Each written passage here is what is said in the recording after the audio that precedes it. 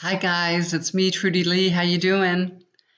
I'm just popping in real quick to let you guys know that my husband is doing very well. He came home from the hospital on Friday, so he had his quadruple bypass surgery on Monday.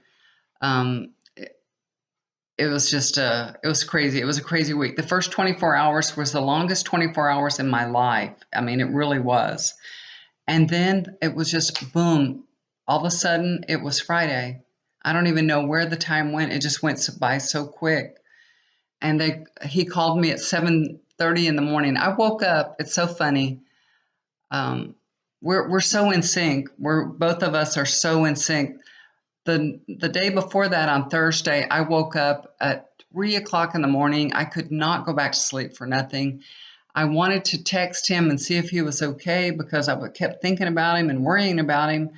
And finally at 4:30, I just texted him, how you doing? And he told me, I'm not doing so well. He had gone into AFib and his heartbeat was 200 beats a minute and he was so scared. And right away, we're doing FaceTime, so I FaceTimed him right away. And I was like, "What's wrong?" And he's like, "I don't know. I don't know. They're sending the doctor in." And the doctor, gave him some medicine and got his heart rhythm back to normal and everything. But it was really, really scary. But it's kind of weird, it's just like he was going through that right at that time, and I just felt it. So the next morning at 7:30, I woke up super early again. I wake up very early, and I said, you know what? I'm going to get ready. He's going to call me and tell me to come and get him. I just know it. And you know what? At 7:30, he called me and told me they're going to release me. Now they didn't release him till much later in the day, which I figured that would happen, but I didn't know how much later it would be. But I got my house all cleaned. I cleaned every surface because of this, virus, this COVID. I cleaned my house. I mean, I used bleach water on all surfaces, on my floors, everything. I sanitized my whole house to make sure he would come home, washed my sheets, went to the grocery store, bought some groceries, got everything ready. I prepared food and everything. And I called him and I said, well, are you coming home? Are they going to release you? And he said, well, I'm just waiting for the doctor to sign off on it. There were several doctors, and the surgeon was the last one that had to sign off. And we live like 45 minutes away from the hospital. So I said, I'm just going to go drive to the hospital. So I drove to the hospital and parked right in the front. I had to wait there for 2 hours. I was so sleepy because I'd gotten up like 4 o'clock in the morning. I was so sleepy and I was about to fall asleep and, waiting at the hospital, but they finally brought him out. Ah, you guys have seen my husband and know him, and he plays volleyball. He's strong. He goes to the gym 5 days a week. They gave me back. It's not my husband. I'm like, who is this man? He has not smiled since he's been home.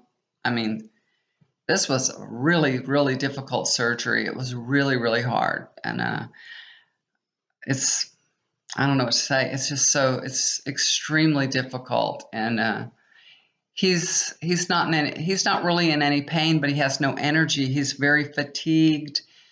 Uh, I'm making sure he's doing his exercises. He has to walk every day. He has to add a minute onto his walk. So we walk around our house, and he's up to 7 minutes twice a day. Oh, yesterday he did 7 minutes 3 times, and he could probably do more, but they say don't push it. But and he's doing those breathing treatments, that breathing thing that he has to do. He has to do that 100 times a day because you have fluid in your lung from being, having the tube down your throat and all, having the breathing machine on. It's like, and then his leg is swollen from where they took the vein out, and his ankle is swollen. He's never, with all his heart disease that he's never been swollen. He's never had swollen ankles. He's always been so fit, and now his ankles are swollen. I'm like, what in the hell did they do to you? He's already lost like 5 pounds since he came home of fluid, just a fluid. So it's challenging. It's like, man, y'all don't want to go have a surgery. Take care of your heart, eat healthy, eat a vegetarian. I told him you should eat at least, he doesn't want to be a vegetarian, but I told him if you could have vegetarian at least 3 times a week and maybe have meat once a week, just to keep your heart healthy. And, he loves to eat kebab, he loves beef kebab. And I told him, we're going to really eliminate your beef kebab. And you know what he told me? He said, we'll see about that. I'm like, really? You just went through bypass surgery? You really are thinking about eating kebab? I don't think so. He has no appetite, y'all. None. He is not hungry at all. And it's so weird. I'm making him food. I'm putting half of what I would normally put on his plate, and he's not even eating half of it. I'm like, my gosh, what did y'all do to my husband? You broke him. Now, they said they fixed him, but I think they broke him. And God bless him. I pray that he'll, heal up quickly. He still has a long ways to go, but he's uh, he's just not very happy. He's very unhappy, but he's doing well. They wouldn't have let him come home if he wasn't doing well. So his vitals are well, and he's doing well. But it's just a challenge to get through the healing process. Anyways, I was just wanting to give y'all an update and tell you thank you so much for your prayers, all your well wishes and everything. I really appreciate it. I know he did so well and he got released so early because all of y'all's prayers and thoughts, all this positive energy sending his way, it had an impact and it helped. And he got out of the hospital and he's doing well. So keep up your prayers. I pray that, you know, all of you guys will stay safe and healthy. Listen to your officials because Trump is a dumbass. Sorry. Wear your face mask if you have to go outside. Y'all try to stay in your house. Let this pass. It's going to pass. I have my husband's cousin is a doctor in New York. I have a lot of information that he's told me what's going on there and about this virus and everything. It's very serious, and the warm weather that's coming. We're going to all have warm weather, and it is going to help this virus. This virus cannot live in warm weather. It can't.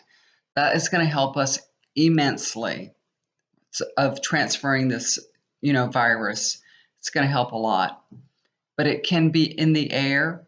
It can stay in the air. So you have to wear your face mask because somebody could cough and it could be out there, even if they're just breathing and they have that virus, you could get it just for them breathing. Everybody needs to wear a face mask.